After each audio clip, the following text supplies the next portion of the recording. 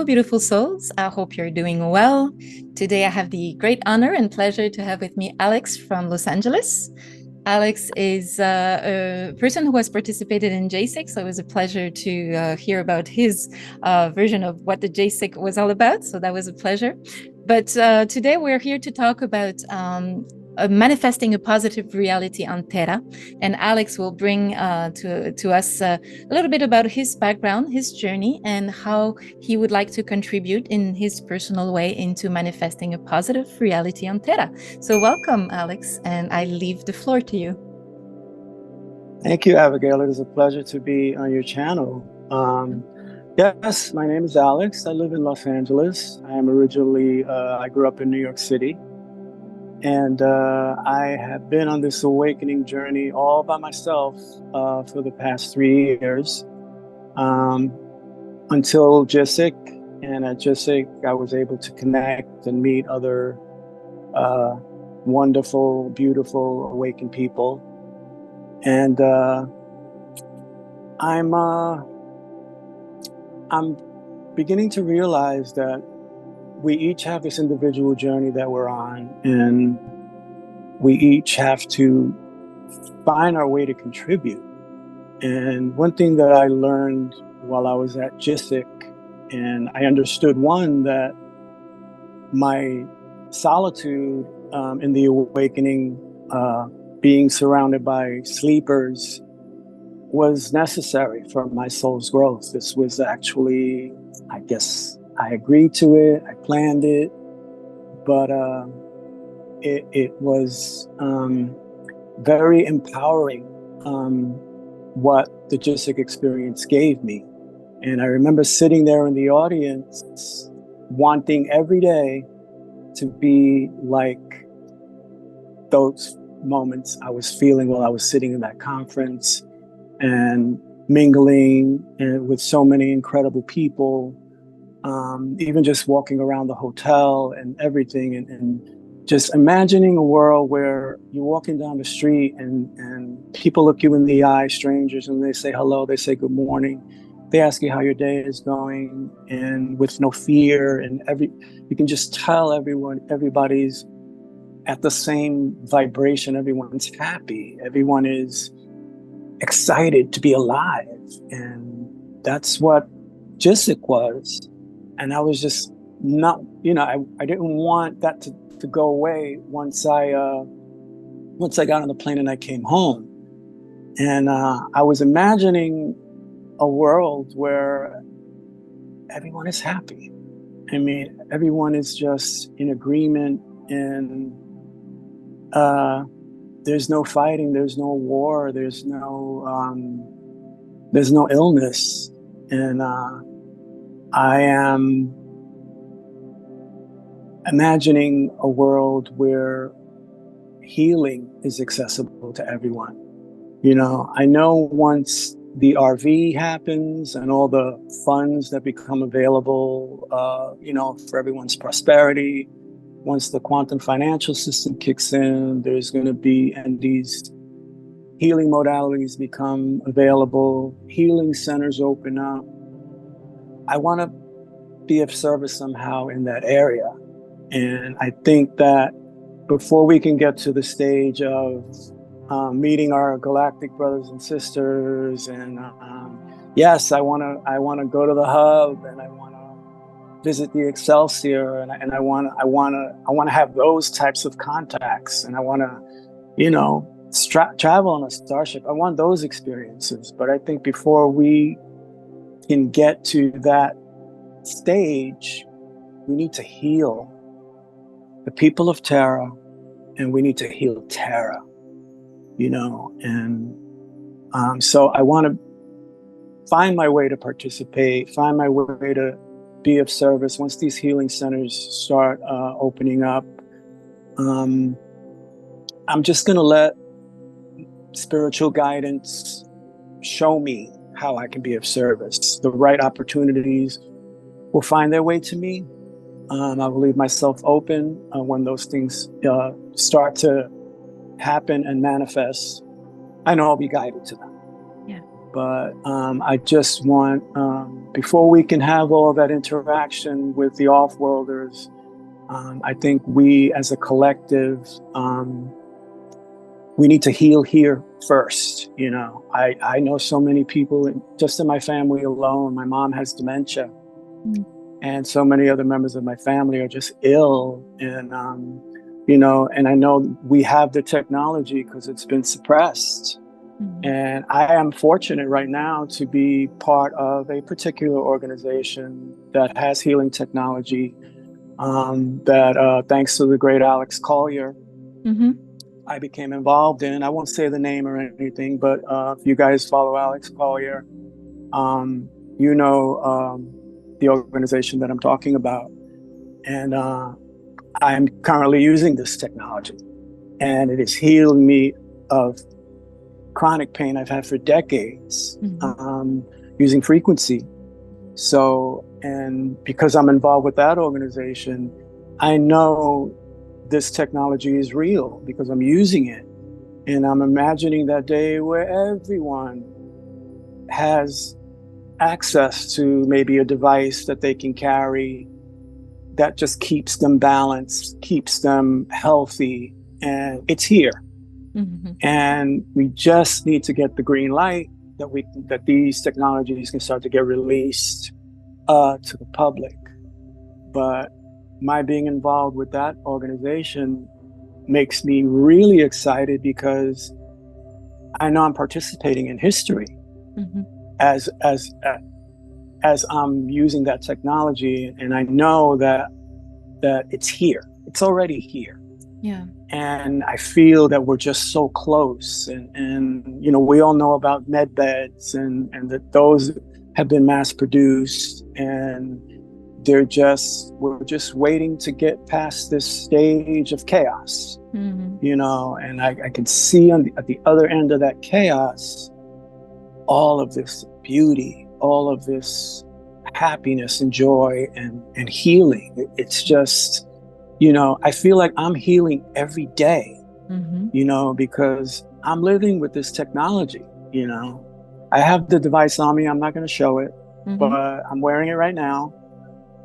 And I want everybody to have one. I want everyone that is ill to have free access to healthcare, healing technology, and then, because once people are healed physically, then they're more open to correcting and learning new paradigms of spirituality, of thought, of belief systems. But, you know, people that are sick, that are ill, it's difficult to try to change anyone's thinking or mindset about belief systems, especially when it comes to religion and things like that. And I really feel that healing, that's the ground level to get the entire planet to elevate its consciousness. You have to at least heal the body, and that relaxes the soul to allow new information to come in. You know what I mean? May I ask you a question? A little trick question. I understand the power of technology, and I'm definitely not against technology. I think it really has its place. It really does. And I think there's going to be beautiful technology brought to us. What is your point of view on self-healing through one's own inner ability to self-heal? Yes, I totally agree that that's necessary, and that's what we all need to learn. But I'm thinking of people that are in pain. It's difficult for them to meditate, you know what I mean, when they're in pain. So many people will need technology to get back to what I was saying. Once you heal the body of the pain, then they're more open to learning to be able to keep that going themselves, to keep themselves healthy through their own intention and their own thought. They're learning new ways to eat. They're learning new ways to think. And when they're not having negative thoughts, and they're feeling, when they're living from a place of gratitude, the body doesn't become ill anymore.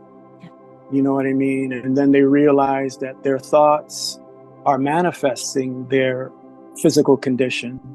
And then it's easier for them to accept and the knowing that they can heal themselves without technology. Yeah. You know, I just think to get everyone to that place where they can start learning these things, we just need to heal the physical pain. Mm-hmm.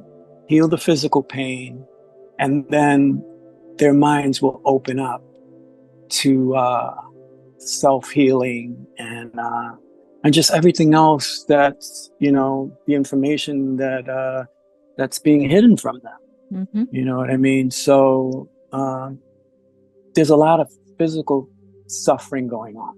Yeah. So I would just like to see that addressed, and then you know, us as light workers and starseeds or whatever, you know, we're going to be the way showers and the teachers to teach them things like that, meditation and self-healing, and then they'll discover there's a whole other world of you know, once they start eating better and they're aware of the toxicity in food and the drinks and a lot of the things that they're suffering from Mm-hmm. are because they've been poisoned.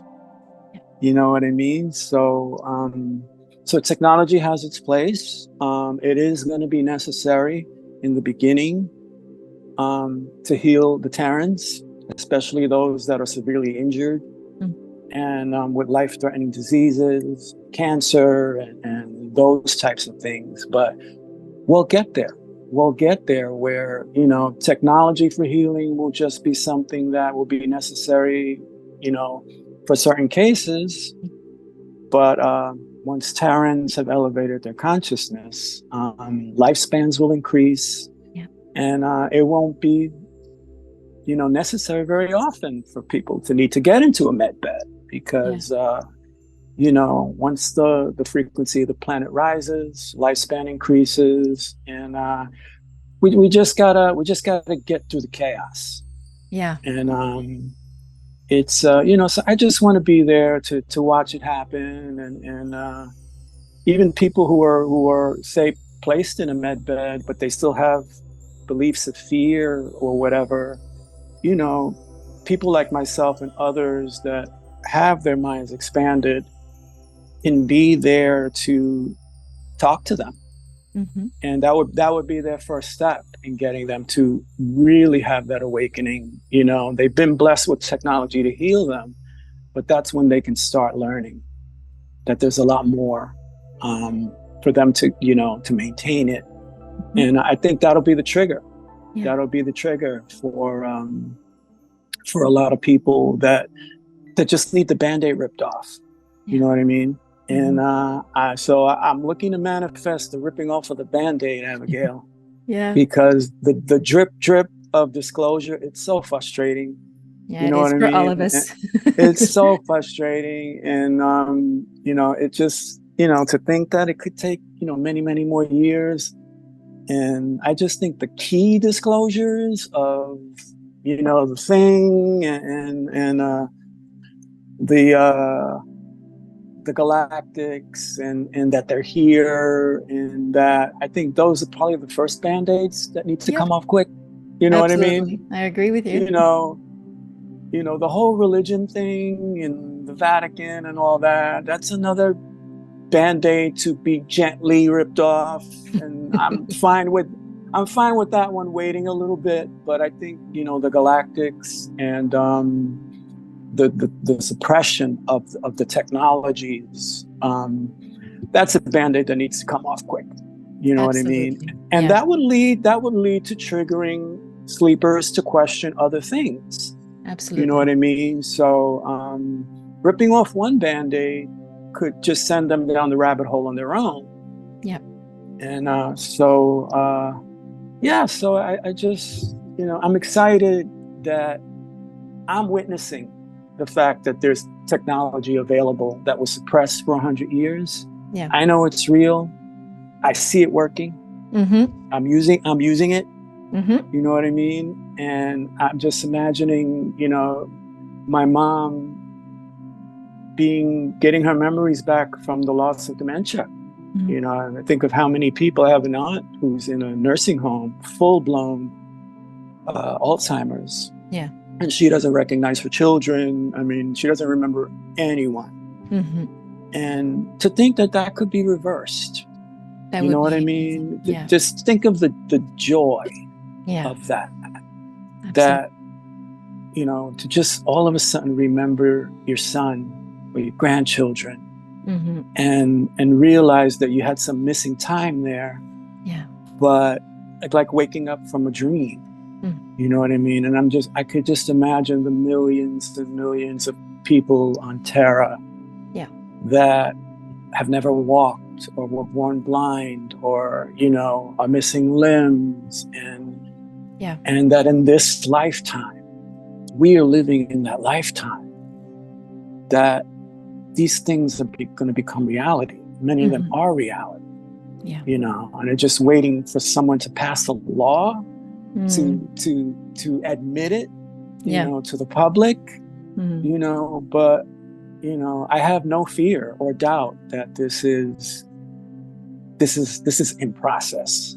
It is. It's in process, and it just fills me up with joy. And when Dan Willis was showing his technology at Jessica of the generator, I just thought just how amazing. Yeah. Oh, sorry.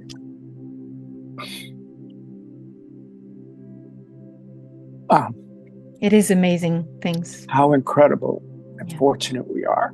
Yeah, we are. To be the ones to be living this. It's Alex, just a blessing, Abigaëlle. I'm so sorry, already at 17 minutes. I'm gonna have to wrap up this interview.